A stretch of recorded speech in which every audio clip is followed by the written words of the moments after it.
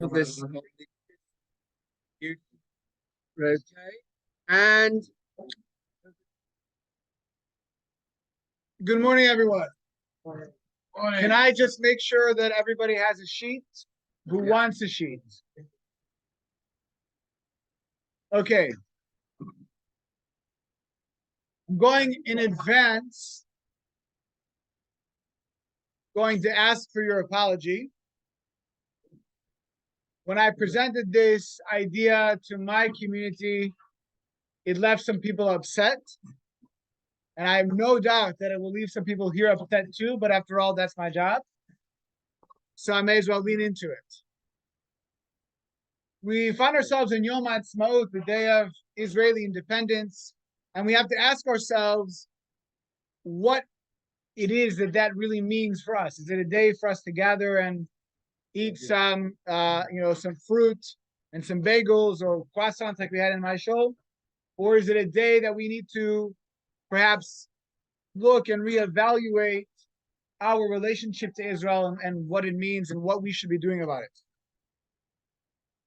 So you'll recall on Shabbat Chol HaMoed Pesach, we read Megillat Shir HaShirim, the Song of Songs, and one of the prevailing themes of the Song of Songs is the back and forth movement of the Dod and the Ahuv, the beloved and the lover, and how they keep missing each other. They keep going back and forth, and the lover opens the door and the beloved's gone, back and forth throughout the whole Megillah.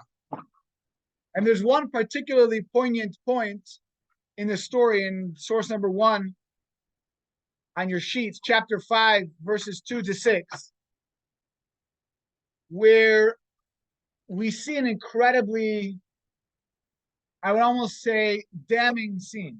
And let's read it together. Ani sheina v'libi er, I was sleeping, says the woman, but my heart was awake.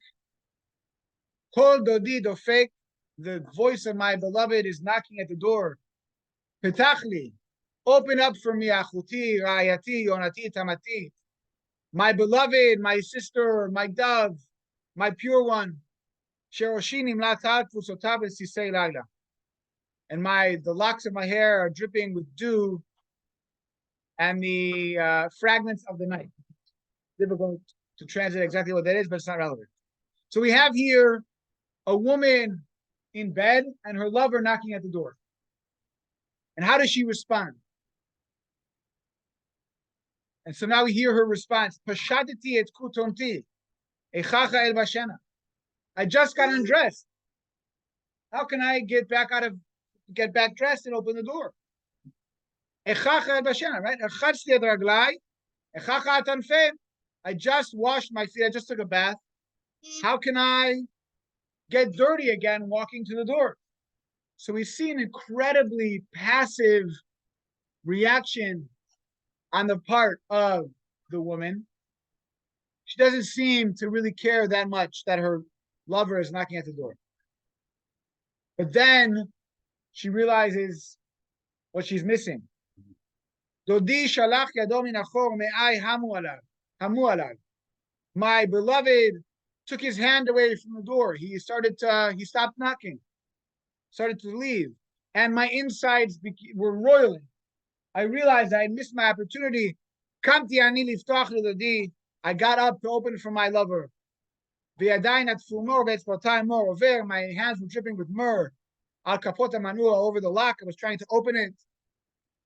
Finally, patachti ani lidodi v'dodi chama kavar.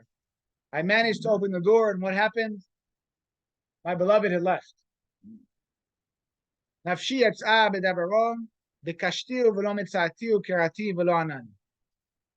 My soul left at his words. I looked for him, and I could not find him. I called for him, and he did not answer me.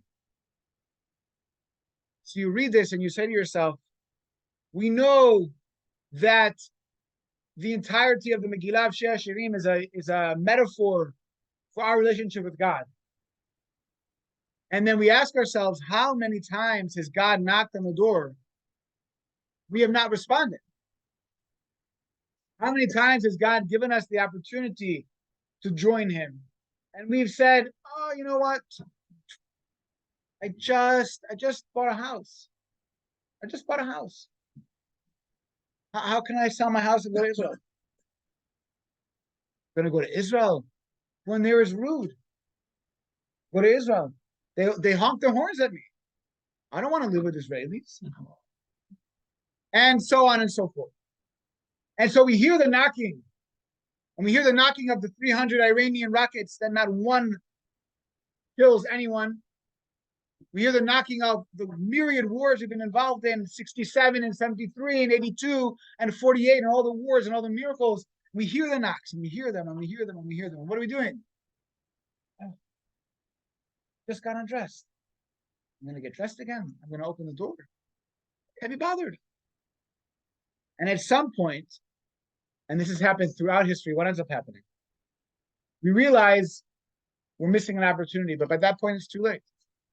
The very next verse in this passage, which I neglected to bring, says that the woman goes out in the city to try to find her beloved. And what happens to her?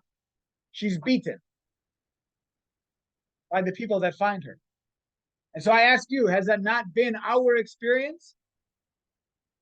Every time we realize we perhaps missed a trick, the world then punishes us in some way or another. It's October 7th, if it's the Holocaust, if it's the revolt of Bar Kokhba, if it's the pogroms, if it's anything, this is our history in one 7-verse poem. And so you look at the Kuzari in source number 2, and what does he say? The Kuzari, of course, of Yehuda Alevi, he says, 4th line down. כי כבר היה העניין האלוהי מזומן לחול כאשר בתחילה, אילו היו מסכימים כולם לשוב בנפש חפצה. Everything was set up, says the Kuzari, for us to come back to the land of Israel like it was in the very beginning. If only we had all gone with a desirous soul. If only we had wanted to go. What happened instead, though, he says, Aval shavu miksatam, only a very small portion of them left. Of course, he's talking about the exile into Bavel and the redemption and the building of the second temple. He says only a few people left Bavel. Nisharu bam ugdolehem beBavel, most of them and the greatest of them stayed behind in Bavel.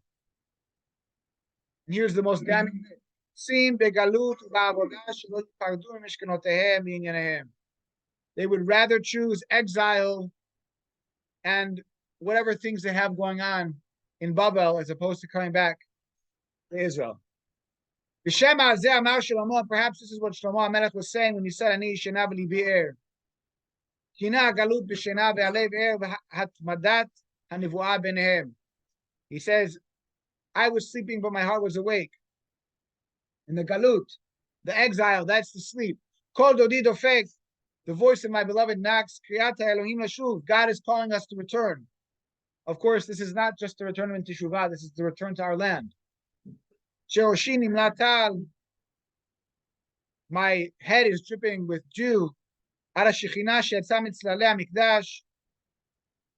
And that the Shekhinah left where the Mikdash was. Ma she'amar, and what it says in the pasuk, Pashatati et kotonti.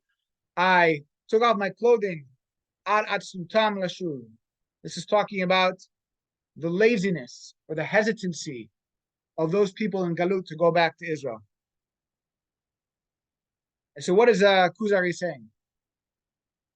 We've had this opportunity before.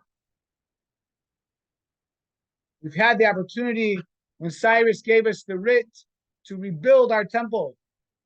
Very similar to the Balfour Declaration. We were invited back into our land. And what was our response? Not for me. When the Mashiach comes. My children, my children's children, maybe they'll go back. For me, it's not the place. And what's happened is we have a case of Stockholm Syndrome. What is Stockholm Syndrome? It's when a kidnappee, the one who's been kidnapped, falls in love with their kidnapper. and doesn't want to leave. And this is what's happened to us. We were exiled in fury from our land. Al Narot Bavel, on the waters of Babylon, I cried. And yet somehow, 2,000 years later, we all sit here and we're happy to a certain extent that we grew up in England. We're happy that we grew up in exile. Israel is too tough for us. We don't want to go back. So, as I tell my community often, it doesn't really mean anything today to be a Zionist in Chutz La'aretz, outside of Israel. Did it mean something 100 years ago? Absolutely. We couldn't go to Israel. We couldn't build the land. We were stuck in Galut. We were in exile. Was Herzl a Zionist when he cried every moment with every fiber of his being to go back to Israel? Of course he was. Well, all of the Rishonim and the Achronim were stuck outside the land of Israel, sometimes even gave their lives to travel to Israel. Were they Zionists? Of course they were. Are we? Absolutely not. We're not. And I'll give you a metaphor. Imagine for a moment I tell you I love my wife. I love her. But you know what? Actually, we don't live in the same house. I built her a house down the road. She lives there. I live in my house. We have a great relationship. I love her. Our marriage is fantastic. What would you say to me? Who are you kidding? You don't talk to your wife. You see her twice a year on the holidays for 2 weeks. What kind of relationship is that? And so we look at the state of Israel today, and we look at what we have, and there's no reason for any Jew to live outside of Israel. But what's happened? Somehow we've thought we have this idea in our heads. No, Judaism is a religion. Let me tell you something. The last thing Judaism is a religion. We are a nation, right? In America, we always said in the Declaration of what's it called? Not Declaration of Independence. No. There's something we used to say every morning in school. Pledge of Allegiance. Yeah, the Pledge of Allegiance. Thank you. Appreciate it. One of the lines in there describes the Jewish people perfectly. One nation under God. Indivisible. That's what the Jewish people are. We're a nation. We're a nation with a government, with an army, with a set of laws. That's what we're not a religion. Part of what it means to be Jewish is to serve God, but that's a part. And so, how much time do I have? How much more time? 5 more. So I want to just twist the screw a little bit more, if I may. If you don't already hate me, I'm just going to go for it. I want to show you and again, nothing I say here is me. I'm just quoting you our traditional sources, okay? It's important for me to underline that. I want to show you a passage in the Midrash, which is quoted. So this is Chazal. This is our sages. The same sages who give us all the laws that we keep today. And these sages are then quoted by Rashi and the Ramban. These are big players in the Jewish world. What are they saying? Look at source number 4.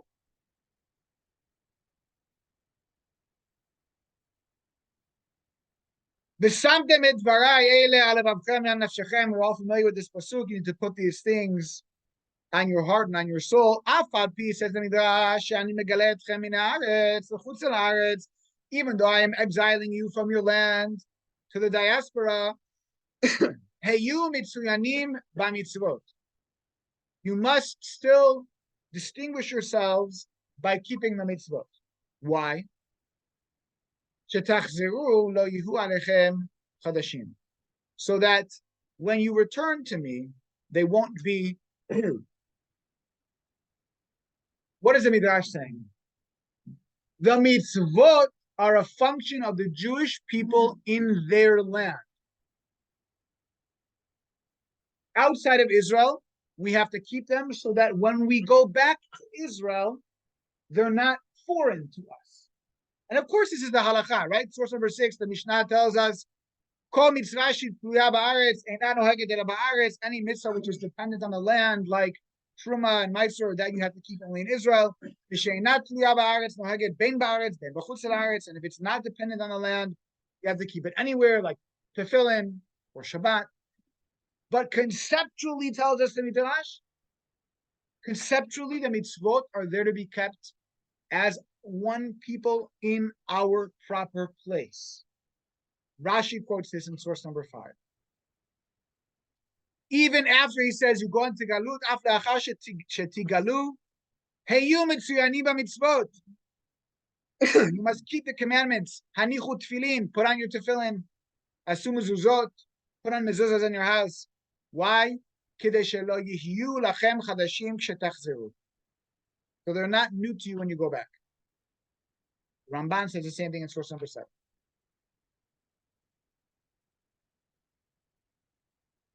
The message here is very clear. Very clear. Not a single one of us belong here. But I have to deal with Israelis. So go live in Ra'anana. I haven't seen an Israeli in Ra'anana in years. South Netanya, same thing. The whole buildings, it's full of English people. Go live there. I have to know Hebrew. No, you don't. There are places in Israel you can go and never hear a word of Hebrew. Is that true? Oh, it's so expensive in Israel. Well, actually, London is far more expensive to live in than Israel. Just FYI. There's no reason to be here. What we do, what we say by staying in this country and in England, in America, excuse me, and in South Africa and all the other places of our dispersion is say, I don't want the redemption. I don't want the temple. I don't want to be Jewish. That's what we're saying. I want to be comfortable, and I'll keep the mitzvot on the side because that's how I grew up. That's not what Hashem wants from us. And ultimately, what it means to be a Jew is to do the will of God. That's it. That's the beginning, and that's the end. That's the middle. So I challenge you, if you can, to use this, to let this be the last Yom HaAtzmaut that you celebrate in this country. Next Yom HaAtzmaut, everybody in this room, including me, please God, should be in Israel. I'll leave you with that message. Chag HaAtzmaut Sameach. And what did you on your bike? Still employed. Still employed. Right. Anyone got any comments on that? Please, yes. American country, we are being driven out.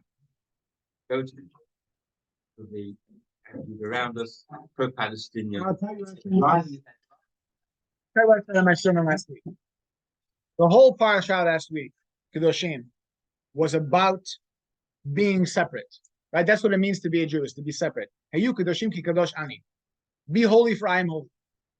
And there it says, God says, I will separate you from the other nations. And so we can either have a positive version of holiness, where we own our holiness and we bring that vision into the world, or we can have a negative one, where we're forced to take on that mantle. And that's what we're seeing today. Absolutely right. We're being forced to take on the mantle of Jews. We don't like it, but that's always been the case, by the way. Whenever we've tried to run away from our Judaism, what's happened? Somebody stuck their head up and said, hey, not so fast. Not so fast.